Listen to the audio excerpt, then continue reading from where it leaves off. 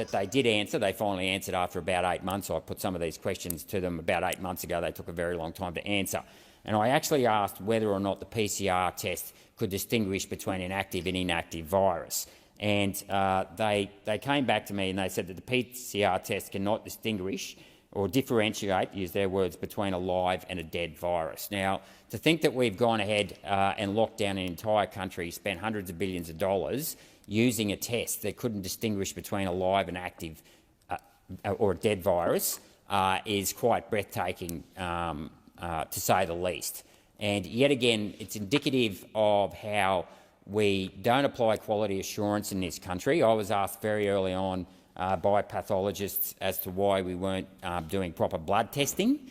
The traditional way to work out what's wrong with you is you get your bloods. Everyone's familiar with that expression.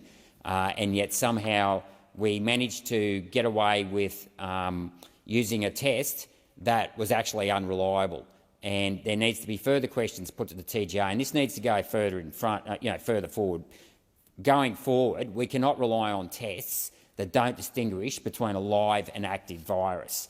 And the last thing I'd like to touch on today is the reply that I got from the Department of Social Services and the Department of Health when I asked about the number of the indemnity scheme and the number of people who have been paid out on the indemnity scheme, why they said the vaccine's very important, and then they referred to the bubonic plague of the mid-ages and how we no longer live in the bubonic plague, and that this virus is like the bubonic plague.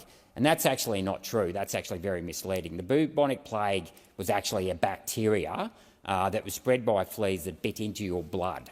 Okay, the virus is a single-stranded RNA. A bacteria is a living organism. You taught that in secondary school, probably junior secondary school, whereas a virus is not considered a live organism at all. Bacteria don't mutate.